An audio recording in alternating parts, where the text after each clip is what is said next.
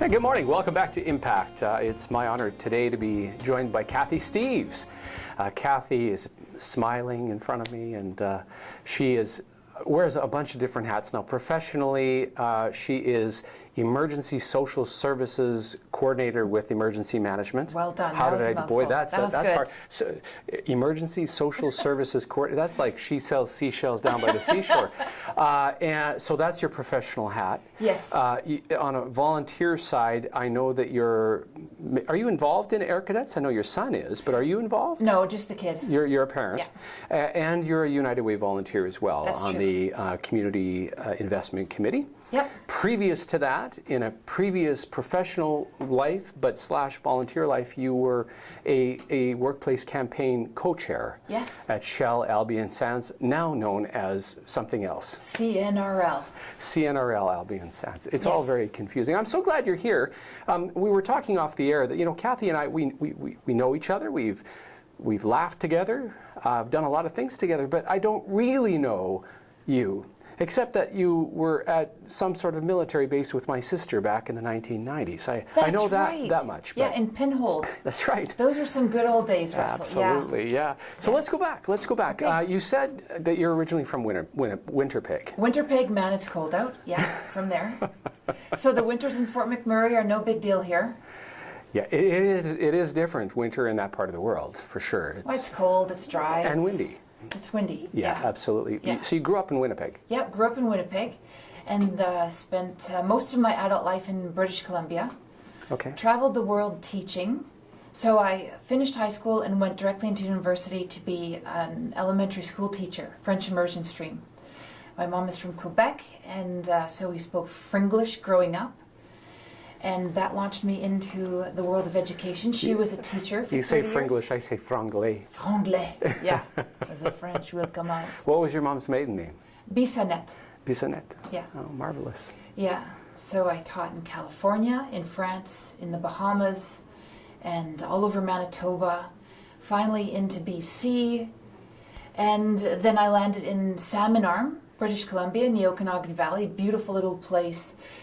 We call it the oasis of the Okanagan. It's not as dry as Kelowna or deserty as Kamloops. And it's just gorgeous. It's a lake and it's fantastic. So ended up teaching there. And I got an opportunity to completely shift directions in career and in life. And a friend of ours got me started on a career path to be a safety trainer of all things up in the oil sands. And so I packed up and left and came here. And it's been a real great place to live and work. And a lot of people that I talk to that are from other places other than Fort McMurray, have all said they came here for a job. And I agree, we all come here for work.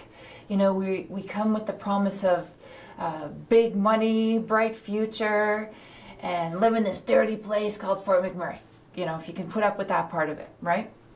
So we come here and we do find it's the land of opportunity, but then we quickly discover that it is not a dirty, dingy, rotten hole in the ground that they have made it out to be. That it's actually a fantastic place to live, full of great people who have come to work hard, and not just work hard at their job, but I find that the people that come here work hard for this community. And that brought me into the United Way. And through volunteering for a whole bunch of different organizations, I found that all things led to the United Way. And up at Shell, where I was working, all of this came together through Jennifer Reed. You know Jen. Mm-hmm. And she wasn't my direct supervisor, but she was a supervisor, and she asked me if I would be a campaign co-chair. So I agreed, and this has become a passion for me to give and to build this community and to make it an even better place to live. Let's back up a little bit. Your mom and dad, Winnipeg. Yeah. What did they do? My mom was a kindergarten teacher for 30 years in St. Norbert. Marvelous. Wow. She taught French immersion kindergarten, and she ended up teaching second-generation students, which was pretty cool. So she taught the mother or the dad, and then, years later, she had their kids I can't coming into imagine. her class, Wow. which was really very special. And she was known in the city as Madame Steeves. She was a favorite kindergarten teacher in St. Norbert and in Winnipeg. And my dad owned his own business called Steeves Agencies. And I like to tell all my friends that he was a private investigator. Steve's Agencies. Sounds so cool. But no, it's specialty hinges, hardware, latches and things, and my brother now owns that business. I got to ask, at what point in your teaching journey did you end up involved in the military with my sister? Like, where did that come into the picture? So I was an air cadet. So my grandpa Steeves was in the war, and he was a veteran. Yeah. And he was also my idol. Anything grandpa did or said, I was right there beside him, and he was my mentor in life, and he was a fantastic influence. And I wanted to be just like him. And we sat down when I was about 12 years old and mapped out my entire career together. And I said I wanted to be an astronaut. And he said, okay. There was never a question of course you can't do that, Cathy, because you're a girl, or you're, I don't know, not smart enough or whatever. It's like, okay, well, here's how we're going to get there. First, you have to, sign up for Air Cadets. And then you're going to go to military college. And then we had the whole thing mapped out. And he never stood in the way, but was always very supportive. But always pushing me to make the steps and to do things to make these dreams happen. So he said, well, you're going to have to register for Air Cadets. Well, I don't know how to do that, Grandpa. What do I have to do? So I said, well, where are you going to find a phone number? How do you do that? Back then, all these little young faces behind me don't know this, but we had these things called telephone books. And so we had to look it up. I phoned, he sat right next to me, and I registered my own self for Air Cadets. And quickly discovered in the Air Cadet program how violently ill I became when I was flying. Because we did this thing called familiarization flights, FAM flying, where you'd go up and you'd try flying in these little airplanes and in gliders. And no, it was awful, Russell. It was really bad. I was green, and no, it was really gross. So that didn't work out so well. So then I went into sports with the Air Cadets and competed nationally on the biathlon team. And so that was great fun. And then I got into band, and that's where I met your wife, was in band. Oh, my sister. Your sister, right. Yeah. Your sister is Chris Graham's. Yes. Yeah, okay. So What then did I you got play? into band. I played the trombone and the baritone. No way. Yeah. I played trombone as well. The trombone was the easiest instrument because it only had one slide. I couldn't play clarinet or anything. Trumpet, baritone, okay, 3 buttons. Top's all I could do. Wow. But really enjoyed it. So yeah, I met some really great people in that program. And in the military back then, if you ever got in as an officer, you could earn a whopping $3,000 per summer. Which was a lot of money. Which was a lot of money. Sure. Which paid for my university tuition. Yeah. So I would work for the summer, have everything paid for my Bachelor of Education. For 4 years I did that, graduated, and felt like I owned it. I paid for it myself and had a great time doing it in the meantime. My guest this morning is Cathy Steeves. Cathy was the winner just the other day of one of the awards at the Community Building Awards that the United Way put on with Kaylee Tkach, who right. we will talk about in a minute after their amazing workplace campaign that they ran out at Shell Albion Sands. We're going to come back with more of Impact, which is a team effort of United Way, Fuse Social, Shaw TV, Fort McMurray, and our friends right here at 91.1 The Bridge.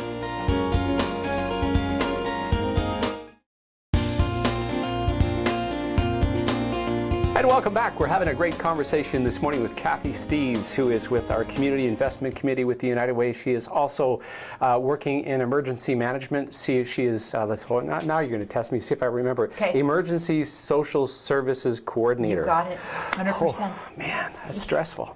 My business card is like a trifold. Takes up space. Oh, man. So a couple of days ago, Cathy, you were on stage with Kaylee to Catch, celebrating the work that you guys did together at Shell Albion Sands. You won the Groundbreaker of the Year award. And it was the very last award of the night. I don't know if you noticed that.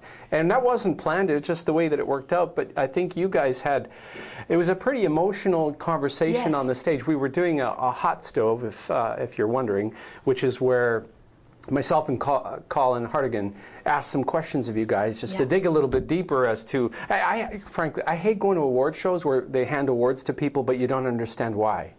So for me, the why is the most important thing. And I agree. And both you and Kaylee took a real different approach to talking about the United Way at Shell. Share a little bit about what your thinking was. Okay, so Kaylee to Catch and I co-chaired the campaign for Shell for 2 years. So the first year we were getting to know each other, and we're also getting to know the ins and outs of the United Way.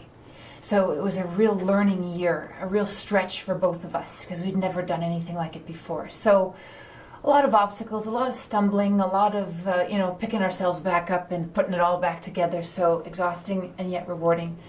And this past year, I think we got off the ground and rolling a lot smoother, a lot faster than before.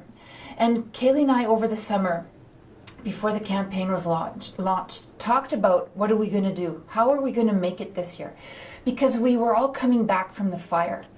And Kaylee lives in Edmonton, so I didn't know that. Yeah, he lives in Edmonton. He used to live in Fort McMurray, but he moved to Edmonton with his family. He's got 6 kids. And What? yeah. Wow. Just recently had 2 twin boys. Amazing. Yeah, so he's a good dad, he's a good husband, and he's a good community member, a great employee as well. Just all around fantastic guy. So we thought, what are we going to do this year that will set it apart from last year? And how do we incorporate that everybody is upset from the recent wildfire? And not only were we recovering from wildfire, but Shell and all of the big industries were going through a major downturn. I can't even say that word. Economically, they were having some hard times. Everybody was, right? The price of oil was down. So how do we deal with cutbacks, wildfire trauma, and a campaign thrown at us all at once? So we decided we were going to focus on education. We're going to focus on dispelling myths and cutting through gossip and getting right to the heart of what the United Way does, who they are, and what they do in a very factual kind of way. And this is great because Kaylee's personality really lends itself to facts. He's just that kind of a brain. He wants questions answered factually. He will dig up facts online. He researched the United Way. He knows more about the United Way than the United Way knows about the United Way. Yep. And he remembers these things, so he's got a mind like a steel trap. And he would, somebody, for example, would ask him a question like, or make a comment like, well, I'm not giving to the United Way because the CEO drives a gold-plated Lamborghini. I read that online. And so Kaylee would say, well, that's very interesting. Let me look that up for you. And within a day, not even, he would come around and he'd say, okay, so I've searched, a dozen websites. Some of them include FBI access-only websites. I'm kidding about that part, but it's like Canada's version of the FBI, like CSI or something. I don't know what it is. Anyway, he looks them all up, CRA, tax stuff. And he says, in fact, no, this person doesn't drive a gold-plated Lamborghini. That Lamborghini isn't even made. He looked that up too. And here's what they drive. You can look that up through DMV or whatever, apparently. And she drives a 1984 Toyota, whatever it is. And she makes less than $120,000 a year. And he would go on and on and on, fact after fact after fact. And the person who answered the question at the end was like, thanks, Kaylee. Can I have a pledge form, please? Because I'd like to donate to the United Way.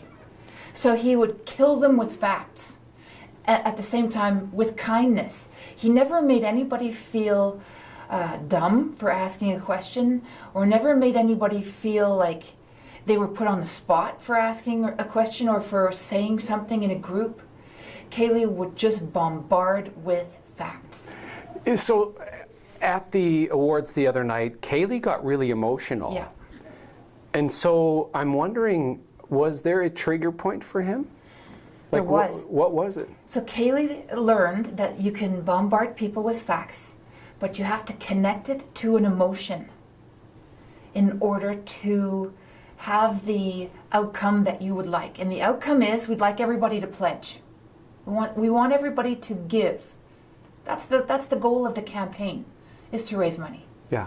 So we could give as many facts as we wanted, and we would go through several of our, we called them dog and pony shows. We would go to these meetings, and Kaylee, I just stand back, introduce Kaylee, Kaylee's on, here we go, and fact after fact, answering questions, and we wouldn't get anything out of it, other than we crushed some gossip and killed some rumors. And I said to Kaylee, okay, we got to do something more. And so I'm the touchy-feely side of the presentation. I can dig out an emotion from a curmudgeon-y old son of a gun that works there and has never given a penny to anybody in his life. I can dig that out. So Kaylee is fact, I'm emotion, and when we put those two together, it was like this volcano of reaction where people were asking for their pledge forms back so they could change the amount on them. We had these big guys bawling, crying in these meetings because we said facts like, it's too bad Kaylee's not here. I don't have a mind for facts, but something along the lines of, did you know that 1 in 4 children in Fort McMurray experience abuse of some kind and require the services from a United Way organization? 1 in 4. And then I say, put up your hand if you have kids. Put up your hand if you have 4 kids. I mean, a lot of people have big families out there. So hands would go up. And then I'd say, 1 out of 4, eh? So there's 4 of us here. You each have, how many kids? Let's figure out which ones of your kids are being abused. Let's think about that. And the room would go silent. The tears would start to trickle. And I would just have to slide a form in front of them, and they're like, okay, how much do you need? And then it would be a question of how much can you give? It's hard times right now, and we understand that. And we understand that you are facing some difficult times because of the fire. You're not sure if your job is even going to be here next month. How much can you give? And it was like, well, I think I can give $100. I said, well, that's the best $100 we've got today. And that $100 is going to save that child. You're going to make a big difference to 1 out of 4 kids in Fort McMurray today. And then the people sitting around them would be inspired by that one act of kindness, and it would be this outpouring of generosity. And it was interesting because we had fought at Shell for many years, and I'm sure it's like this everywhere, for people to just give, to just open up their wallet and do something for a good reason. And we increased our donations by an incredible 30-some%. And again, Kaylee would know the exact number. But I think that was significant. And the number of first-time donors increased. It was off the charts. So we think that once people have that sense that giving is the right thing to do, and they've done it once, they'll do it again. And we were saying, we don't care if you give to a United Way organization, although that would be great. What we want you to do is to give. And we want you to give for all the right reasons. We want you to give because you're going to help somebody. We want you to give because you believe in this community. We want you to give and we could rattle off 20 reasons.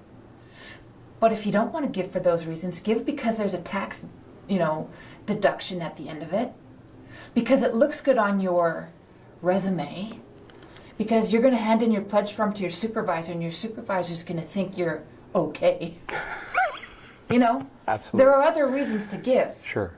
Pick one. Yeah. If you could, please pick the right one. You can see why Cathy and Kaylee won the Groundbreaker Award the other night. Cathy Steeves, my guest from the Community Investment Committee, former co-chair of a workplace campaign out of Shell Albion Sounds. We're going to come back with more of Impact on 91.1 The Bridge right after this.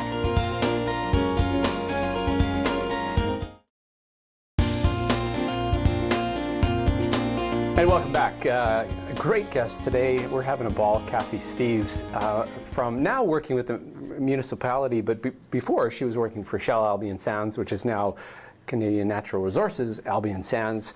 My God, the world is confusing. I know. I'm so glad that you're here and that you're sharing your stories about the experience you had with the United Way in the campaign, and what Kaylee shared on the other night on Wednesday evening. And it was a great quote. He said, "Seeing is believing, but feeling is knowing." Yeah. So somehow you guys magic between the two of you, whether it was good cop, bad cop, smart cop, Totally dumb cop, whatever it was, you got to the core of the feeling. So I'm curious, from a very personal perspective, you've heard a lot of stories about what happens out there in the world of United Way funded agencies. Are there one or two that jump out that really get to you emotionally? Yes, the Salvation Army always comes to mind. Why? Because of the great work that they do. And I see it also with Emergency Social Services. They're one of the agencies that work with us. They feed first responders. They're the first ones out on the scene. If your house burns or an apartment burns, something, they're there, and they appear out of nowhere. Like these angels out of the darkness, they are there. And they're so giving. They never ask for anything in return, and they are a shoulder to cry on, a helping hand to lift you up. And they give to our community in so many different ways, and I've got a great example. So Dave Watts used to work for the Salvation Army. He's moved back to Nova Scotia, but he used to drive the community response truck. unit? Yeah, community response unit truck. And so Mitchell, my 14-year-old boy, and I thought, we're going to go and see what they do out there on the streets at night. Because we all think, you know, those of us that live in warm, dry houses and have 9-to-5 jobs think that the world is perfect. Except for what we see on the news in other countries, but it sure doesn't happen here, right? So I thought, it can't be all roses. Let's go and see, and I'm going to bring this kid for a reality check. And we're going to see what happens out there on the streets of Fort McMurray. So we go. And we brought along his friend, John, and his mom, Monica. And we went in the food truck. Dave met us, and he gave us the whole who's who and what's what about the food truck, and the boys were quite excited. It's like the Batmobile, only it has sandwiches and coffee maker in it, right? So we get out onto the streets, and we're driving around, and Dave is bringing us to show us all the nooks and crannies where homeless people might be curling up for the night. And it was winter time, and I'm thinking, how could people even survive out here? I don't survive outside in -5. So never mind -30 or whatever the temperature was that night. It was definitely cold. And we pull up and we stop, and he opens the, sort of gets set up, and people start showing up at the truck, and these are homeless people. And honestly, it sounds terrible, but I've never been so close to a homeless person before.